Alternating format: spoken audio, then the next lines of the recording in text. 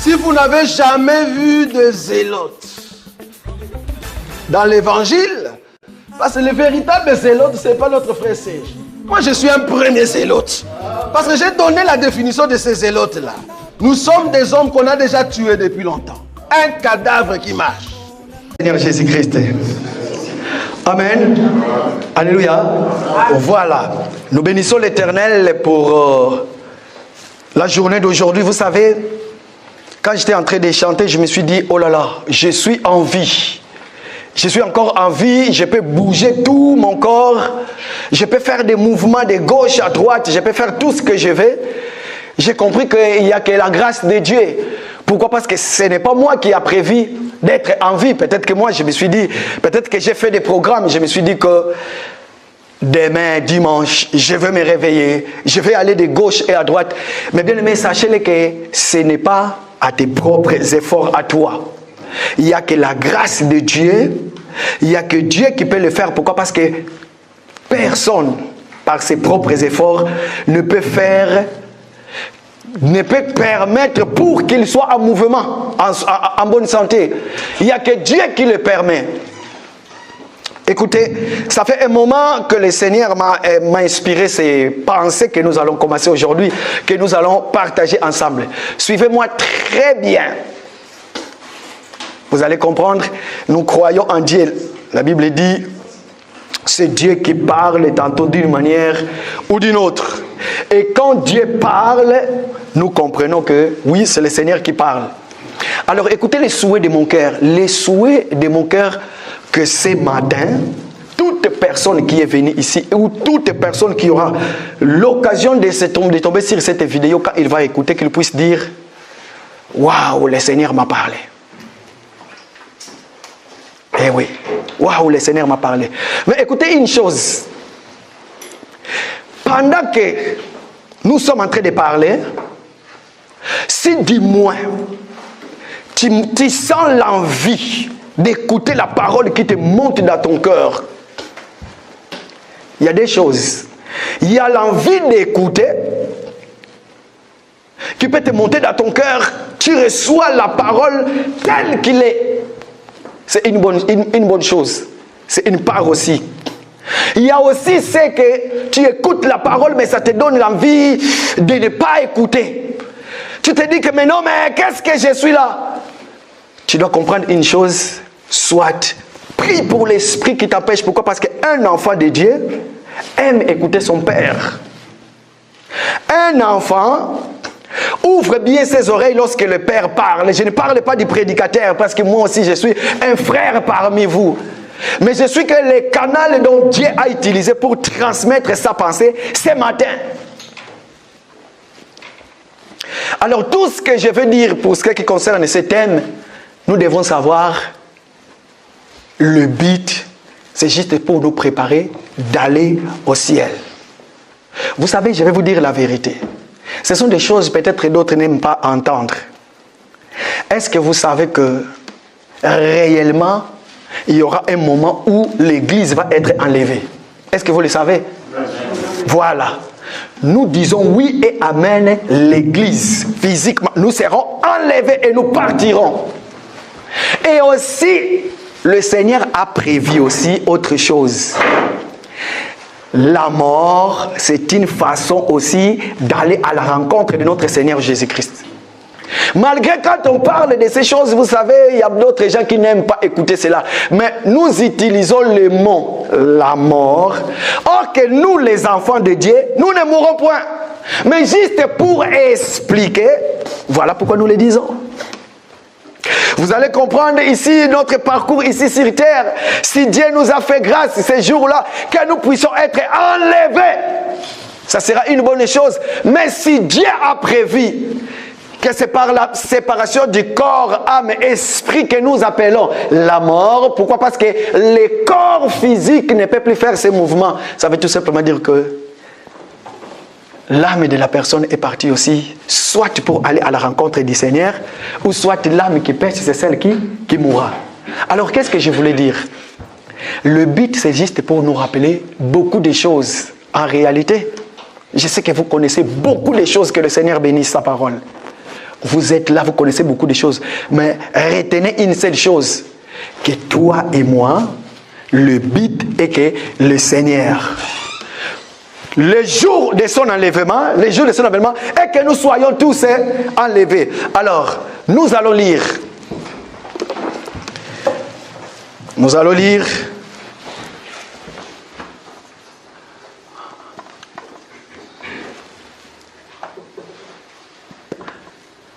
Des Chroniques, chapitre 3, verset 1er. C'est notre verset de base. Des Chroniques, chapitre 3, à partir du verset 1er. Que dit la parole? Je suis dans 2 Chroniques, 3e chapitre, 1er verset, il est écrit ceci. Salomon commença à bâtir la maison de l'Éternel à Jérusalem, sur la montagne de Morija, qui avait été indiquée à David, son père, dans le lieu préparé par David sur l'herbe d'Ornan, le Jébusien. Merci, merci. Voilà. Alors, notre grand thème, nous devons comprendre, c'est la construction du temple de Salomon. Notez bien, temple de Salomon. Alors, pourquoi nous avons dit la construction du temple de Salomon? Excusez-moi, tout à l'heure, je vais faire des dessins. En fait, le but du tableau, pourquoi? Parce que je vais faire des dessins. Je ne suis pas fort en dessin. Hein? Mais comprenez, j'ai vraiment pris les tableaux pour faire des dessins par rapport à ce que je vais expliquer. Ok? Je ne suis pas fort en dessin, donc comprenez-moi. Mais notre grand thème, c'est la construction du temple de Salomon. N'est-ce pas? Nous pouvons dire aussi l'édification du temple de Salomon. Waouh! La construction du temple de Salomon ou l'édification donc du temple de Salomon. Alors, écoutez, notre bien-aimé nous a aidé de lire, je lis à ma version, écoutez ce que la Bible dit. C'était Salomon, écoutez, verset 1er. Salomon commença à bâtir la maison de l'Éternel. Ici, nous disons la construction du temple de Salomon. Et la Bible nous dit que Salomon maintenant a commencé à bâtir le temple de l'Éternel. Et nous voulons comprendre, quand Salomon a commencé à bâtir, déjà, la première des choses, qui est Salomon? Et quand est-ce que Salomon a commencé à bâtir la maison de l'Éternel? Où Salomon devrait construire la maison? Et qu'est-ce que Salomon devait utiliser pour la construction de la maison? Et qui était avec Salomon pour construire le temple? En fait, dans ce thème, je vais ramasser beaucoup de choses. Je vais parler à la fois de Salomon, je vais parler de l'endroit, je vais parler de beaucoup de choses, de tout ce qu'on a utilisé, chaque chose qu'on a utilisée pour la construction du temple de Salomon. Alors maintenant, écoutez, qui est Salomon? Normalement, je vais survoler beaucoup de versets de la Bible. Comprenez? Moi, je suis comme ça, là, quand je prêche, je prononce beaucoup de versets de la Bible et puis nous allons en passer. Alors, je me suis dit, la première des choses, nous voulons savoir qui est Salomon. Pourquoi? Parce que nous devons comprendre aussi Salomon. Notre grand thème, la construction du temple de Salomon. Alors, qui est Salomon? La première des choses, nous devons comprendre, Salomon, c'est le fils de David. N'est-ce pas? David, c'est le père et Salomon, c'est son fils. Écoutez, la parole dit, Salomon commença à bâtir la maison de l'Éternel à Jérusalem sur les montagnes de Morija, qui avait été indiqué à David, son père, dans les lieux préparés. Après, il y avait David, son père, qui avait désigné l'endroit. Ok. C'est le père qui a désigné l'endroit où l'on devait construire le temple. Si le Père a désigné l'endroit et que le Père a mis toutes les choses en place, mais le Père ne voulait pas construire le temple. Pourquoi? Parce qu'il a aimé. Alors que nous savons la naissance de Salomon. Comment Salomon a né? Par quelle femme? Et qu'est-ce qui est arrivé pour que la femme dont David avait hérité pour avoir Salomon, qu'est-ce qui est arrivé? Nous sommes tous des lecteurs de la Bible. Le problème, ce n'était pas là, mais je voulais seulement nous ramener là-bas pour que nous puissions avoir une bonne compréhension. Alors, bien-aimés dans le Seigneur, retenez très bien qu'aujourd'hui, à l'ère actuelle, Salomon, dans la typologie, Salomon, c'est le type de Christ. Salomon, c'est le type de Christ. Vous allez comprendre dans la parole, nous avons le temps. Nous avons le temps du Père qui était David, et David est passé. Il y a aussi le temps de Salomon. Dans la typologie, nous disons oui et amen. Salomon, c'est le type du Christ. Voilà pourquoi nous allons comprendre. Si nous disons Salomon, c'est le type du Christ, pourquoi? Parce que c'est le Christ qui était réservé, c'est à Jésus qui était réservé de construire les temples. Mais comment construire ces temples? Voilà. Ça sera notre grand thème pendant ces moments de jeûne et prière. Bien aimés, écoutez tout ce que je vais dire. Le but, pendant que nous sommes en deuil, je dis bien pendant que nous sommes en jeûne et prière, nous allons comprendre beaucoup de choses. Nous allons comprendre, est-ce qu'un enfant de Dieu qui prie, est-ce qu'un enfant de Dieu, tout ce que tu fais dans ta vie, ça agrée Dieu ou comment? Regardez maintenant. Si Salomon commença à bâtir la maison de l'Éternel, et il faut qu'il y ait un endroit. Pourquoi? Parce que la maison de l'Éternel ne peut pas être bâtie à n'importe quel endroit. Où la maison de l'Éternel doit être bâtie? La maison de l'Éternel doit être bâtie à Jérusalem. Pourquoi Jérusalem? Pourquoi? Parce que Jérusalem, c'est la ville du roi. Jérusalem, c'est dans la ville du roi. Sachez-le que tel que tu es là, bien-aimé, tu dois savoir que la maison de l'Éternel doit être bâtie dans Jérusalem. Si elle est construite hors de Jérusalem, ça veut tout simplement dire que cette maison-là, Dieu ne va pas y habiter. Ce n'est pas partout on construit la maison de l'Éternel. Il n'y a qu'à Jérusalem, ville du roi. Mais maintenant, si Jérusalem, c'est une ville, que nous disons une ville, la ville du roi, Jérusalem, c'est grand.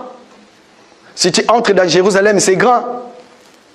Et puis c'est là où nous allons comprendre, on va nous dire que sur la montagne de Morija, ok.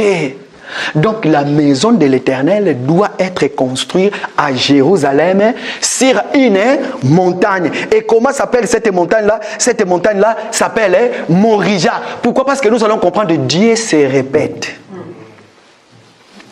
Et maintenant, qu'est-ce qu'il y a eu à Morija? Nous allons lire. Genèse chapitre 22, verset 2. Écoutez ce que la Bible dit. Nous sommes dans Genèse chapitre 22, le deuxième verset, il est écrit ceci.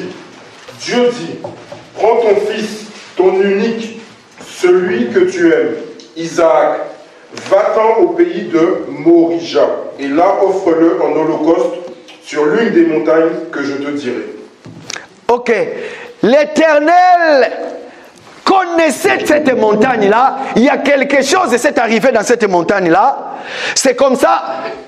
Vous allez comprendre, Dieu parla à Abraham, il dit, prends ton fils, ton unique fils, et il dit, frère, tu peux répéter le verset s'il vous plaît? Écoutez ce qu'il dit. Dieu dit, prends ton fils, ton unique. Prends ton fils, ton unique, n'est-ce pas? Allez-y. Celui que tu aimes. Celui que tu aimes. Voilà. Parce que si tu n'aimes pas ton fils, Dieu non plus ne te montrera pas là où tu dois aller sacrifier le fils. Mais tellement que tu aimes le fils, voilà pourquoi Dieu va te montrer l'endroit. Allez-y, bien-aimé. Donc, va-t'en au pays de Morija. Et là, offre-le en holocauste sur l'une des montagnes que je te dirai. Va-t'en dans le pays de Morija. Et là, offre-lui en sacrifice sur l'une des montagnes que je vais te montrer. Merci, bien-aimé. Et aujourd'hui, nous allons comprendre aussi, lorsque nous disons que je suis dans les montagnes. Vous savez, chez nous au Congo, il y a cette expression-là qui dit que Nake Nangomba. Donc, il y a cette expression-là qui fait dire que je pars sur les montagnes. Quand on est en train de gêner, on dit que je vais sur les montagnes. Écoutez, comme j'avais dit, je ne suis pas fort en dessin, mais regarde. Comme j'avais dit le but du tableau, voilà. C'est juste pour nous montrer. Regardez cette illusion. La Bible dit que l'Éternel, Dieu, va parler à David à l'époque. C'est David qui va rassembler tous les instruments, tout ce qu'il faut pour construire la maison de l'Éternel. Or que la maison de l'Éternel, comme nous savons, c'est là où Dieu habite, n'est-ce pas? Et maintenant, là où Dieu devait habiter, Dieu va dire à David, à Salomon qui va construire, il va construire la maison de l'Éternel à Jérusalem. Jérusalem, c'est la grande ville du roi. Quand on parle d'une ville, ça veut tout simplement qu'il faut qu'il y ait les habitants qui habitent dans la ville. Il ne peut pas avoir une ville déserte. Ça n'existe pas. Mais une ville, c'est un endroit, c'est là où les gens habitent. Voilà pourquoi nous allons comprendre que il y a une ville, et dans cette ville-là, nous allons comprendre qu'il y a Morija. Dans le Morija, il y a les montagnes. Écoutez bien, nous sommes dans la ville nous sommes dans le livre de Genèse. La Bible dit, Dieu va construire le jardin dans la ville d'Éden. Est-ce que vous êtes d'accord avec moi? Dieu va dans la ville d'Éden, il va choisir un coin, pas toute la ville, mais il va construire, il va planter un jardin. Ok. Si Dieu, dans l'Éden, il va choisir un endroit dans cette ville d'Éden pour faire un jardin.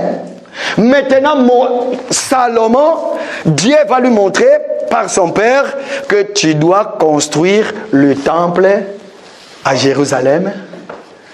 Dieu va prendre dans l'Éden, il va construire le jardin. Salomon va construire les temples à Jérusalem sur les montagnes de Morija. Or, voilà pourquoi tout à l'heure je me suis dit qu'en réalité Dieu se répète. Écoutez bien, aimés dans le Seigneur.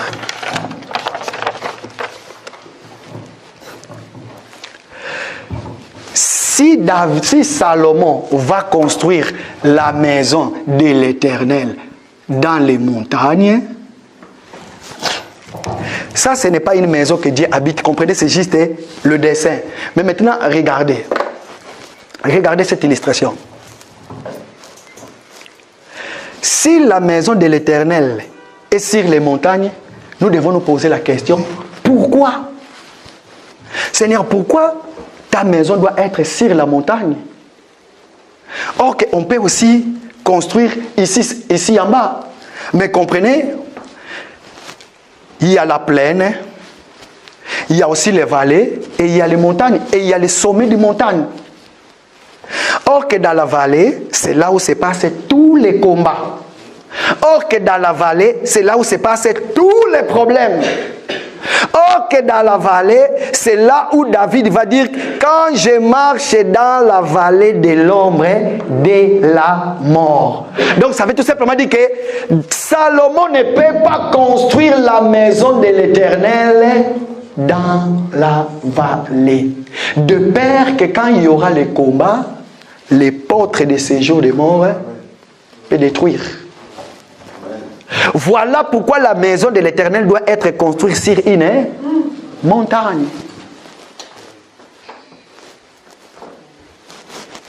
Quand je marche dans la vallée de l'ombre de la mort, il y a quelqu'un qui a marché dans la vallée de l'ombre de la mort. Il a quitté le ciel, il est entré dans le monde. Regarde, il est entré dans le monde. Or ici sur terre, c'est là où il y a la vallée de l'ombre de la mort. C'est la personne de notre Seigneur Jésus-Christ. Il quitte le ciel, il entre dans le monde et il va commencer à marcher. Oh Éternel, le ciel c'est son trône, la terre est ton marchepied. Quand je marche ou dans la vallée, voilà pourquoi vous allez comprendre dans la vallée, il y a ce qu'on appelle la mort. La personne de notre Seigneur Jésus-Christ était mort dans la vallée et enterré. Ressuscité le troisième jour, il est monté, retourné au ciel. Frère, lisez-moi. Actes des Apôtres, chapitre 17, verset 24. Écoutez maintenant, nous allons comprendre c'est quoi. Regarde, avant de lire mon frère. J'ai séparé les montagnes, les sommets. Quand vous allez monter, j'ai séparé en deux parties. Regarde. Nous avons la vallée, nous allons commencer à monter et nous arrivons ici. Il y a un petit courbe.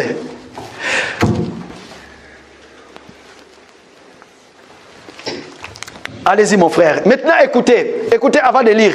Parce que nous avons dit que Salomon c'est le type de notre Seigneur Jésus.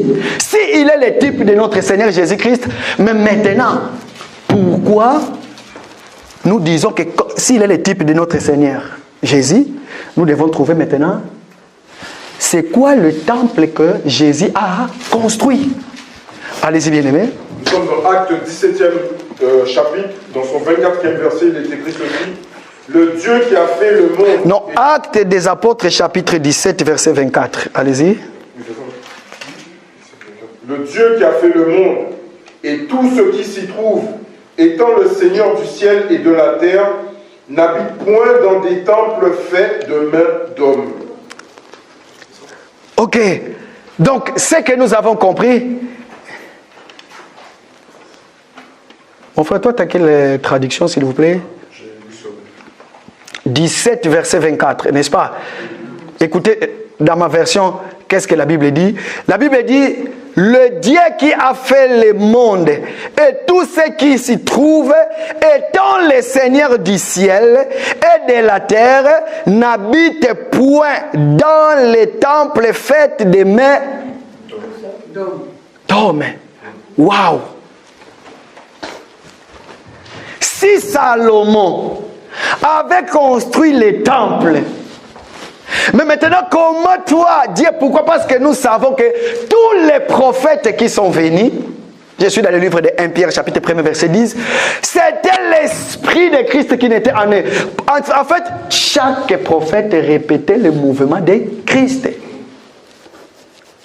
Donc si Salomon avait construit le temple, aujourd'hui nous disons que Dieu n'habite plus à ce temple-là.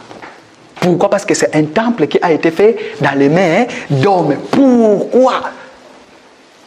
La Bible nous dit que, en effet, Dieu n'habite point dans les temples faits des mains d'hommes. Pourquoi? Parce que les mains des hommes sont sales. Les mains des hommes sont sales.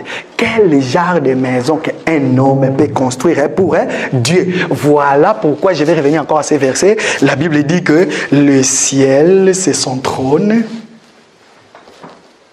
Pour qu'il y ait le trône, il faut qu'il y ait un roi qui règne. Et les rois, quand ils règnent, il y a aussi des princes et des princesses. Mais maintenant, le ciel, c'est là où il y a les trônes, et la terre, c'est son marchepied. Frère, nous sommes dans le livre des Actes des Apôtres, chapitre 7. Allez-y, s'il vous plaît. Actes des Apôtres 7, 48 à 50.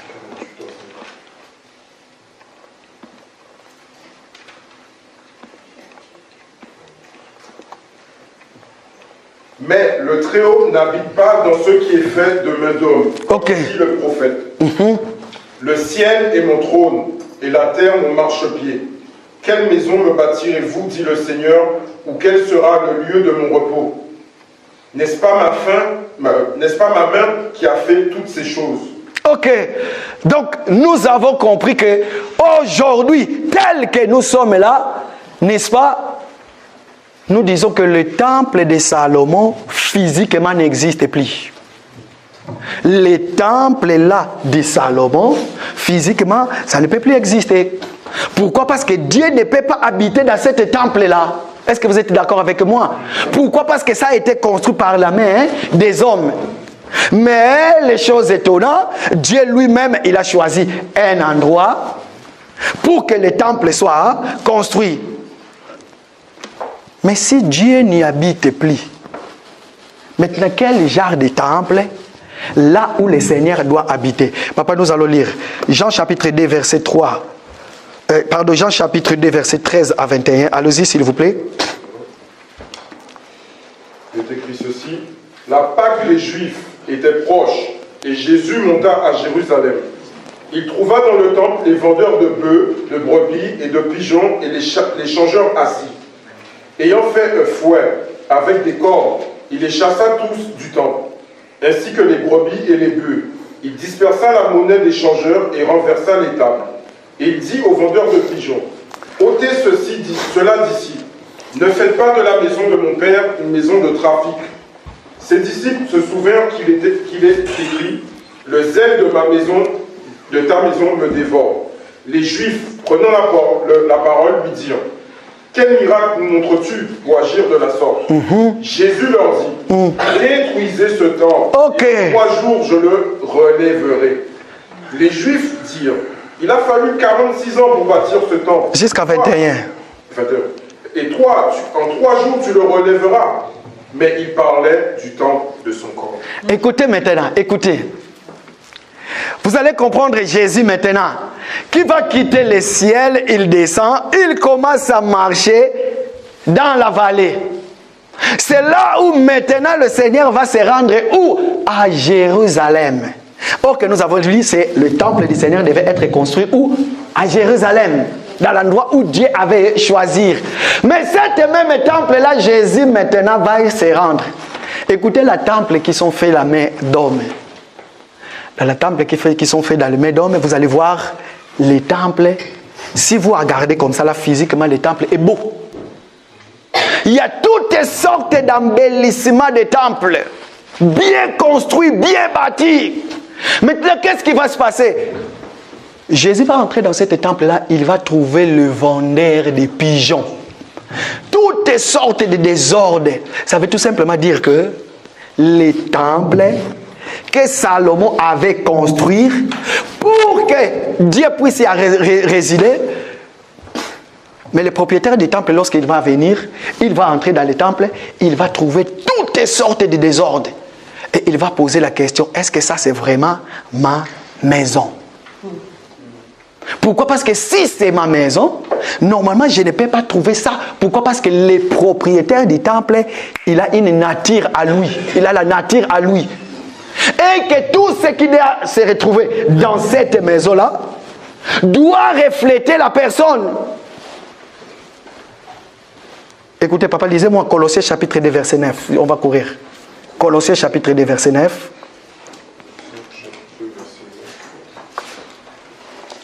Il est écrit ceci, car en lui habite corporellement toute la plénitude de la divinité. Ok. Regarde, la Bible dit en lui, en Jésus habita corporellement la plénitude de la divinité. Pourquoi? Parce que nous avons lu que lui-même il a dit détruisez ce temple et dans 3 jours je les rebâtirai. Pourquoi? Parce que son corps, le corps que Jésus a porté, c'était le temple. Pourquoi? Parce que la plénitude de Dieu était dans Jésus. Or qu'il était question de lui, qui était le vrai temple. Et que les temples que les hommes avaient construits, nous avons compris aujourd'hui, dans les temples que nous appelons les églises, il y a toutes sortes de choses qui se passent. Je vous épargne des détails. Il y a tout qui passe dans les temples. Pourquoi? Parce que les hommes aiment bien donner les couleurs du temple. Dans le temple, c'est là où nous allons trouver, il y a toutes sortes de personnes. Il y a les vendeurs de prisons, il y a les changeurs de monnaie, il y a tout. Ça veut tout simplement dire que dans les églises, aujourd'hui, si nous voyons, nous allons trouver tout les genres de ces choses-là. Mais si vous allez vous poser la question, qu'est-ce qu'on va nous dire?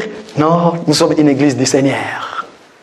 Nous sommes une église du Seigneur, nous croyons en Dieu, nous avons la crainte de l'Éternel. Mais si nous avons la crainte de l'Éternel, comment nous devons trouver tous ces genres de choses?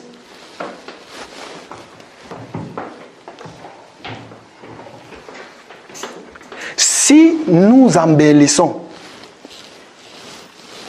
ce qui est le temple physique, prenons par exemple, si aujourd'hui cette salle qui est ici, c'était le temple là où le Seigneur devait, là où le Seigneur habite, prenons par exemple, si cet temple, c'est la maison de l'Éternel, là où Dieu habite, vous savez qu'est-ce que nous allons faire? Nous allons réserver une place, nous allons embellir cet endroit-là, et chaque fois que nous allons venir ici, nous avons tous la piété de la sainteté. Pourquoi? Parce que nous savons maintenant, je vais entrer dans le temple.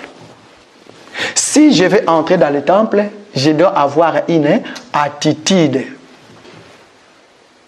Mais or que quand tu entres dans le temple, ce qui se fait dans le temple, le Seigneur ne l'agrée pas. Écoutez comment le Seigneur les appelle. Matthieu chapitre 23, verset 27. Écoutez comment le Seigneur appelle ça. Matthieu chapitre 23, verset... Allez-y, papa. Malheur à vous, ok, scribes et pharisiens hypocrites, parce que vous ressemblez à des sépulcres blanchis, ok, qui paraissent beaux au dehors et qui, au dedans, sont pleins d'ossements de mort et de toute espèce d'impureté. ok. Les scribes et les pharisiens fréquentaient des temples. Ils étaient dans les temples. Ils étaient des chefs de la loi. Ils prêchaient la loi. Mais écoutez ce que le Seigneur dit. Malheur à vous, pharisiens et sadducéens, hypocrites.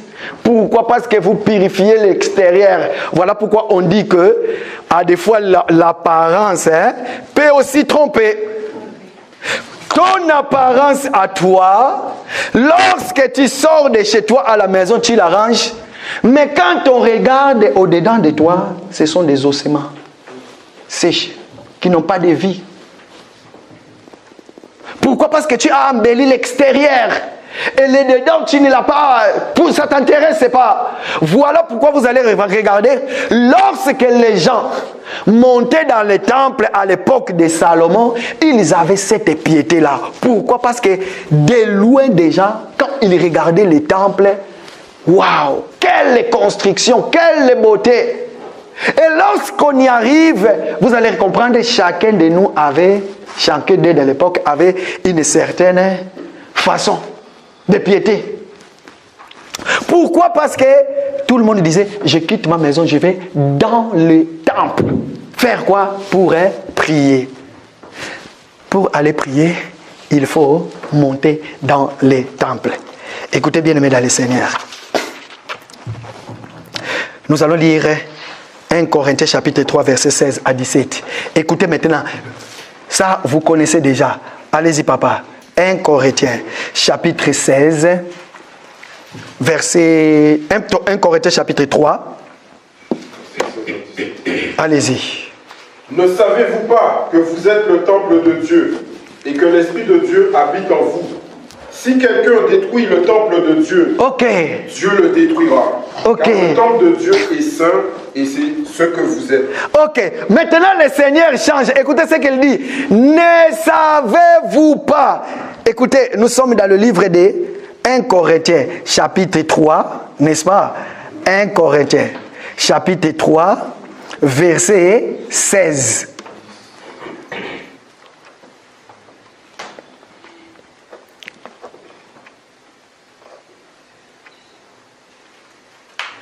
Écoutez, la Bible dit, ne savez-vous pas que vous êtes le temple de Dieu? Donc ça veut tout simplement dire que le temple de Salomon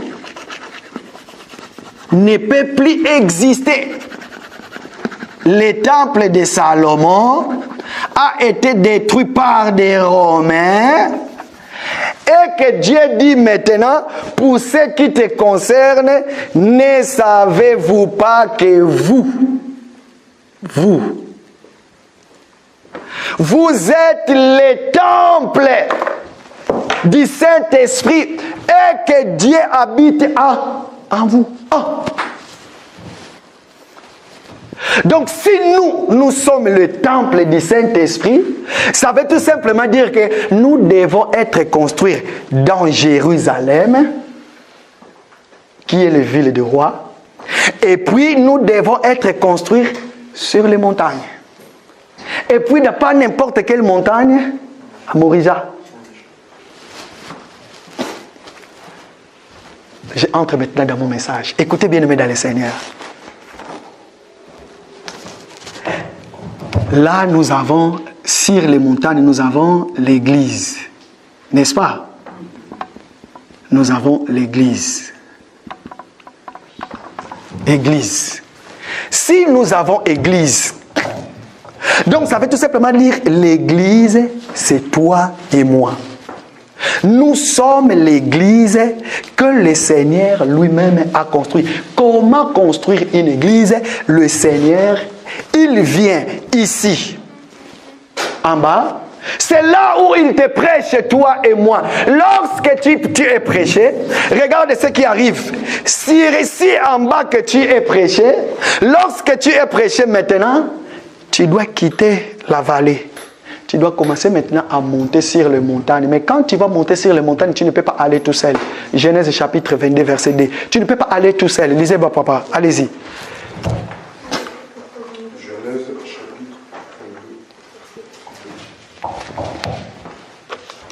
22. Dieu dit, prends ton fils, ton unique, celui que tu aimes, Isaac, va-t'en au pays de Morija, et là offre-le en holocauste sur l'une des montagnes que je te dirai.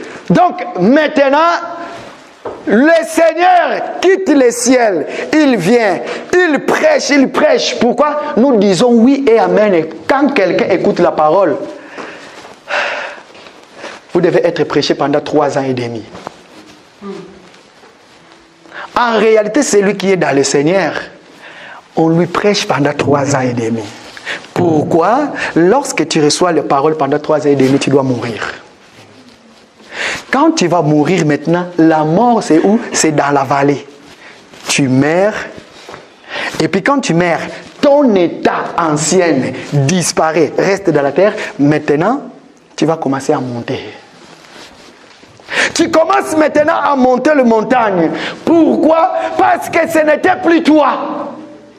C'est toi là qui étais dans la vallée. Dans les vallées, c'est quoi? Dans les vallées, c'est tout. Les combats, les problèmes, les jalousies, les querelles, tout. C'est là où on a tué la personne de notre Seigneur Jésus-Christ. C'est là où il a été calomnié. C'est là où tout a été dit pour lui. Mais maintenant, après avoir, il faut que son corps soit enseveli. Son corps était enseveli. Chose étonnante, lui, il est ressuscité et il est monté. Maintenant, quand il est monté, il est venu là, au-dessus. Qu'est-ce qu'il attend? Il attend maintenant toi. Pourquoi? Parce que la Bible dit que ne sais-tu pas que tu es le temple du Saint-Esprit? Si tu es le temple du Saint-Esprit, ça veut tout simplement dire que Dieu est ici. Et il t'attend sur les montagnes. Pourquoi? Parce qu'il veut tout simplement habiter en toi. Mais pour que Dieu habite en toi, tu dois monter. Mais quand tu vas monter, regarde, j'ai séparé les montagnes en 2. Donc ça veut tout simplement dire qu'il y a un premier montée et il y a un deuxième montée. Voilà. Ça commence à venir. ici, qui sont ici et qui sont ici? Parce que toi et moi, si réellement nous avons été prêchés, pourquoi? Parce que nous étions dans le monde, on voyait tout dans le monde. Écoutez, Saul était ici, là. Lorsque le Seigneur lui croise, comme j'ai dit que Jésus, hein, dans la vie, nous avons été prêchés 3 ans et demi. C'est là où il reçoit son appel. Tout le monde reçoit l'appel ici, là. Mais qu'est-ce qui arrive? Tu ne peux pas commencer à monter sur les montagnes si tu n'es pas mort. Tu dois mourir déjà. Tu dois être enseveli. C'est comme une graine qu'on a jetée par terre. Mais maintenant, il faut que ces graines-là puissent se pourrir. Après que l'arbre puisse sortir. Saul était là. Regarde, c'était quoi sa mort? Lorsqu'il partait pour tuer ceux qui étaient dans les montagnes. Pourquoi? Parce que sa mission était quitter ici pour aller tuer. Alors, comment tuer ceux qui sont dans les montagnes? Lui, il est ici, mais il faut ceux qui sont dans les montagnes descendre pour qu'il soit tué. Qu'est-ce qui va arriver? Sur son chemin, écoutez la mort. Comment il a été enseveli? Lorsque le Seigneur lui croise, la Bible dit qu'il était devenu aveugle. Il ne pouvait plus y voir. Quand Saul était devenu aveugle, c'était la mort pour lui. Le Seigneur l'a frappé. Il est devenu aveugle. Ça veut tout simplement dire qu'il ne peut plus avoir. Voilà pourquoi c'est lui qui n'a pas le vision, il a la mort en lui. Pourquoi? Parce que tu ne peux plus voir. Il est mort. Maintenant, qu'est-ce qui va arriver? Il faut que le Seigneur envoie Ananias qui va prier pour toi pour que tu puisses recouvrir la vie. Or que quand tu recouvres la vie, ça veut tout simplement dire que j'ai été mort. Ananias est venu, il est prié pour moi. J'ai reçu les dons du Saint-Esprit. Maintenant, je commence à monter les montagnes. Écoutez, lisez-moi ces versets. Lisez-moi Matthieu chapitre 5, versets 14 à 5. Matthieu chapitre 5, 14 à 16. Allez-y, bien-aimés. Il est écrit ceci. Vous êtes la lumière du monde. Ok. Une ville située sur une montagne ne peut être cachée. Ok. Et on n'allume pas une lampe pour la mettre sous le boisseau, mais on la met sur le chandelier et elle éclaire tous ceux qui sont dans la maison. Verset 16. Que votre lumière luise ainsi devant les hommes, afin qu'ils voient vos bonnes œuvres et qu'ils glorifient votre Père qui est dans les cieux. Papa, recommencez. Premier paragraphe. Allez-y. Allez-y. Vous êtes la lumière du monde. Arrête là-bas. Ok. La Bible maintenant dit, pour toi qui es l'Église, vous êtes la lumière du monde. La Bible dit, la nature elle-même ne vous enseigne-t-elle pas? Regarde. Pour qu'une lumière puisse éclairer l'environnement, comment on place cette lumière-là? On les place au-dessus pour que ça puisse allumer.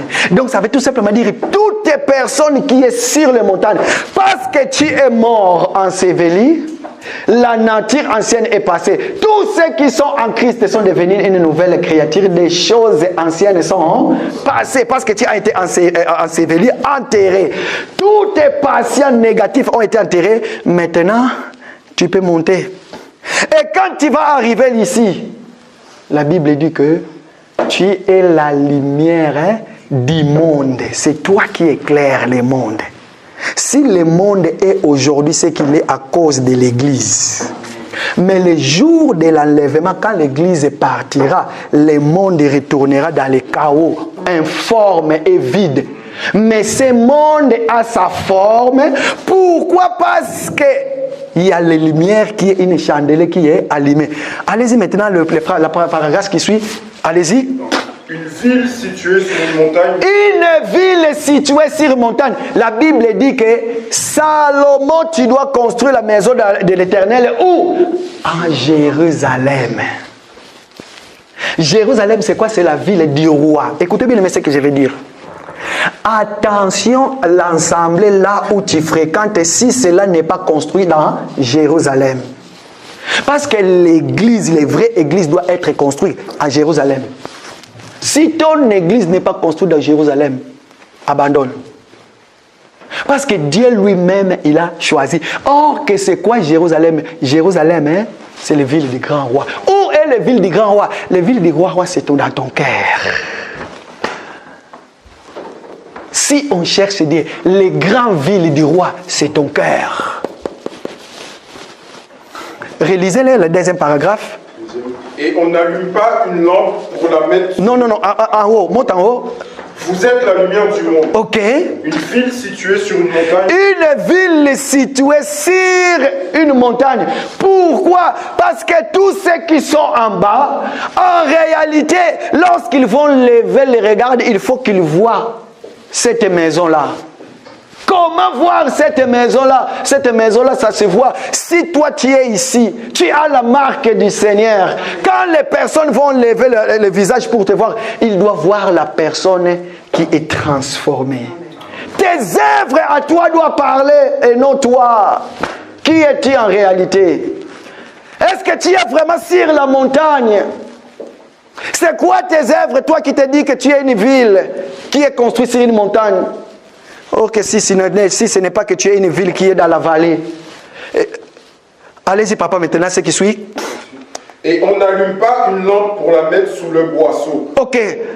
Parce que tu es une lampe et que tu dois éclairer. Toi qui es là, tu dois éclairer ceux qui sont là.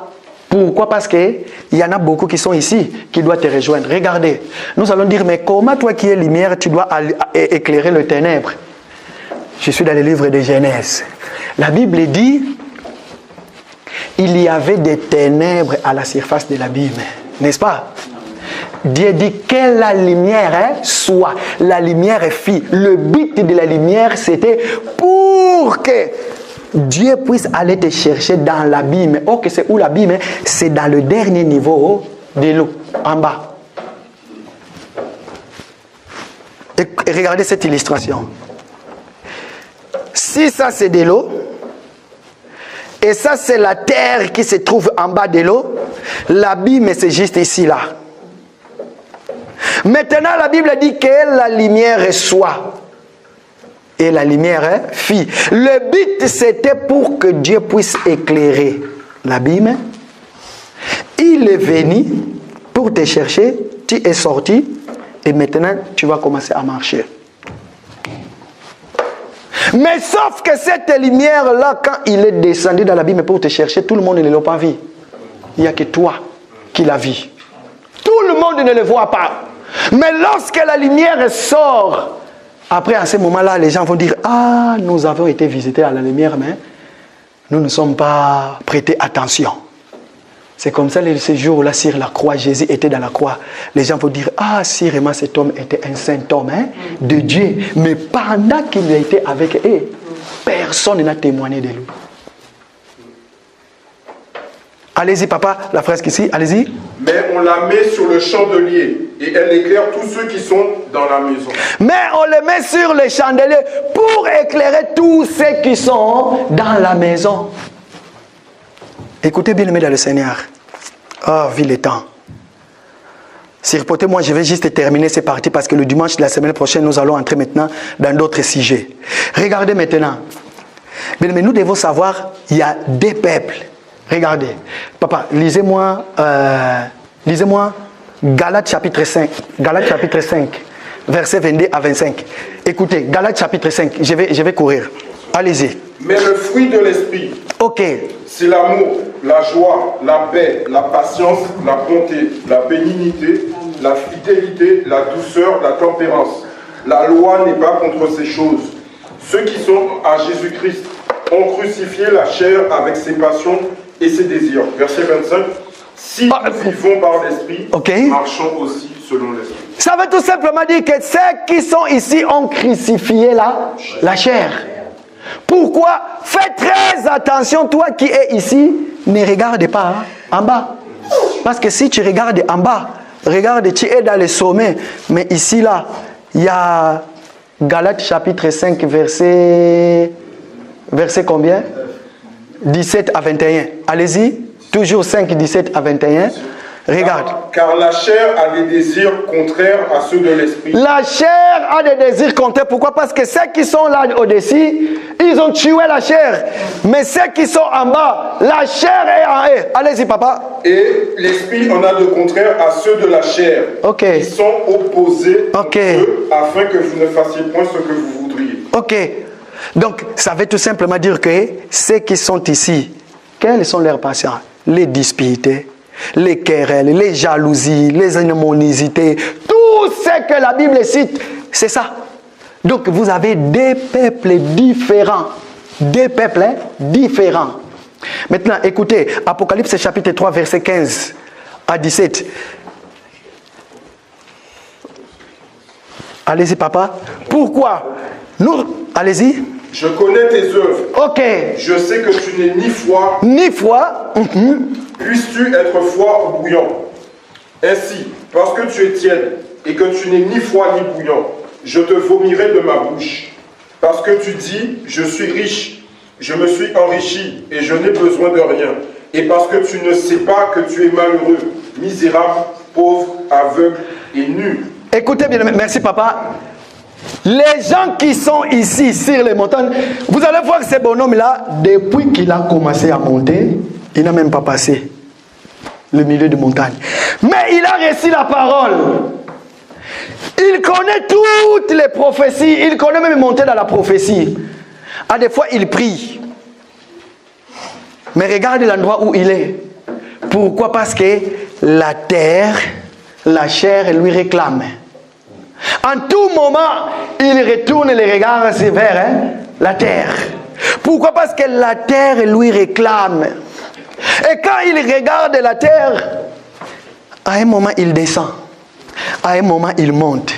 À un moment il descend. À un moment il monte. Il fait des va-et-vient entre là et là, là et là, là et là. Mais pour dépasser, pour continuer le chemin, ça devient un problème pour lui. Il y a des chrétiens comme ça là aujourd'hui. Il y en a beaucoup. Ce sont des choses que je vais en parler. Je voulais d'abord planter les décors. Ce sont des choses que je vais en parler. Lui, il est toujours là. Il te regarde toi. Il suffit qu'il te voit que tu n'as pas peigné tes cheveux. Ça devient un problème. Ils sont là. Mais il a les choses de Dieu en lui. Et ici, là, il y a aussi le vierge folle. Sauf que le vierge sage, il est là. Vierge sage, faites attention de regarder en bas. Parce que si tu regardes en bas, regarde la chute. Boum! Et qu'est-ce qui va arriver? Ah, il y a quelqu'un qui va poser la question. Quand la Bible dit que c'est lui qui est ici, là. Écoutez, il y a un verset dans la Bible qui dit que s'il tombe dans le péché, il vaut mieux tuer son corps pour que son âme soit sauvée. Si toi qui es ici là et que tu tombes et que tu vas le... Ce sont des choses que j'avais parlé. Qu'est-ce qui va arriver pour toi auprès du Seigneur? Et la personne qui est en train de monter, qui n'arrive pas là en haut, qu'est-ce qui va arriver pour lui? Et la personne qui est déjà montée ici, écoutez, lisons les gestes. Je vais terminer par là à cause du cas. Lisons les gestes. Je n'ai même pas encore terminé. Lisons les Matthieu chapitre 12. Allez-y. Matthieu chapitre 12, verset 45, je crois. Hein? Lisez-les-moi. Lisez-les-moi, 47. Hein? Matthieu chapitre 12, si les démons sortent du corps, allez-y. 43. Allez, écoutez maintenant. Lorsque l'esprit impur est sorti de l'homme. Ok, écoutez bien, papa, doucement. La Bible dit, lorsque l'esprit impur est sorti d'un homme, ça veut tout simplement dire que tu as reçu la parole, tu es mort. Voilà pourquoi les esprits impurs ne peuvent plus rester en toi. Ils sont sortis. La Bible dit quoi? Allez-y. Il va par des lieux arides. Ils vont aller dans les lieux arides. Où est les lieux arides? C'est dans la plaine. Ils vont chercher des querelleurs. Ils vont chercher tous ceux qui ont des problèmes ici pour entrer dans eux. Pourquoi? Parce que eux, ce sont les lieux arides. Allez-y. Cherchant du repos. Ils vont chercher du repos là-bas. Ok. Ils n'en trouvent point. Ils n'en trouvent point. J'ai déjà parlé de ce verset un vendredi pour ceux qui étaient là. Allez-y. Verset 44. Alors il dit, je retournerai dans ma maison. Alors il dit, je retournerai dans ma maison. Regarde, ce bonhomme est là. Il était en train de monter, mais les passions de la terre lui réclament. Et du coup, qu'est-ce que les démons vont dire? Ils vont retourner dans sa maison. Il va descendre. Mais il vient à l'église. En réalité, lui, il cherche de monter. Quand là où il y a les chrétiens, lui aussi, il est là. Quand les chrétiens prient, lui aussi, il prie. Quand tout le monde parle, lui aussi, il parle. C'est lui là. Maintenant, regarde ce qui va arriver. Dans ma maison d'où je suis sorti. Les esprits impurs lui appellent de notre maison. Or que nous qui sommes dans les montagnes, nous sommes la maison de Dieu. Nous sommes la cité de l'Éternel. Pourquoi? Parce que Dieu habite à nous. Mais lui, les démons lui appellent, il est une maison de démons. Voilà pourquoi il a toutes les passions de la chair. Allez-y, papa. Et quand il arrive, il a trop vide. Voilà. Arrête-toi là-bas. Maintenant, les démons, quand ils arrivent dans la personne, ils vont trouver la maison vide, balayée. Pourquoi? Parce que l'enseignement que tu as réussi, c'est l'enseignement qui fait que tu sois converti. Maintenant, tu dois mourir pour porter de nouveaux fruits, mais toi, tu n'es pas mort en réalité, tu n'étais pas mort. Voilà pourquoi on est venu trouver ta maison, que la maison que tu es balayée, mais il n'est pas orné. Or, qu'une maison qui est balayée, avec une maison qui est ornée, c'est deux choses différentes. Si aujourd'hui, Jésus quitte le ciel, je dis bien Christ quitte le ciel, il vient chercher une maison pour louer. Il commence à chercher chez les agences immobilières, chez les commissionnaires. Il trouve une maison. Jésus trouve une maison qui est toi. Quand il trouve une maison, qu'est-ce qu'il va faire? Il paye les cautions. Quand il paye les cautions, maintenant la maison devient sa maison. Qu'est-ce qu'il va faire? Il va balayer d'abord la maison. Après avoir balayé la maison, maintenant il faut orner la maison. Or que quand on balaye la maison, tu dois monter. Tu dois monter sur les montagnes parce que l'ornement de la maison c'est dans les montagnes, ce n'est pas dans les vallées. Ça veut tout simplement dire qu'on va embellir la maison. Comment embellir la maison? Par les dons du Saint-Esprit. Voilà pourquoi la Bible dit, ne savez-vous pas que vous êtes le temple du Saint-Esprit et que l'Esprit de Dieu habite en vous? Maintenant, le Seigneur a trouvé sa demeure. Pourquoi? Parce qu'il est venu chercher une maison pour habiter. Il a cherché cette maison où? En Israël, en Jérusalem. Après avoir cherché cette maison-là, qu'est-ce qu'il va faire? Il va maintenant commencer, il va maintenant mourir pour cette maison-là. Il va payer un prix. Le prix qu'il va payer, il va nettoyer la maison. Maintenant, après avoir nettoyé la maison, il faut que la personne monte. Mais si tu n'es pas, c'est pas ici. Pourquoi? Parce que la chair te réclame. Voilà pourquoi le diable va trouver balayé, mais sans orner, et tu vas tomber. Et quand tu vas tomber, le diable va entrer en toi. Et ton état va devenir encore pire. Or que, en ce moment, l'église est en deuil. Nous sommes en jeûne et prière, bien-aimés. Nous sommes en train de nous construire. Nous sommes là. Le Seigneur est en train d'orner tout et chacun de nous. Chaque vendredi, nous sommes en jeûne et prière. Nous sommes en train de tuer tous les passions du corps de la chair. Et pour être l'église du Seigneur, pour que le Seigneur puisse nous donner son esprit. Et quand le Seigneur donne son esprit, nous allons comprendre qu'est-ce qui va arriver. Bien-aimés dans le Seigneur, ne descendez plus, restez là. Parce que si tu descends d'ici là, si tu descends ici là, ton état devient pire. Nous sommes debout, s'il vous plaît.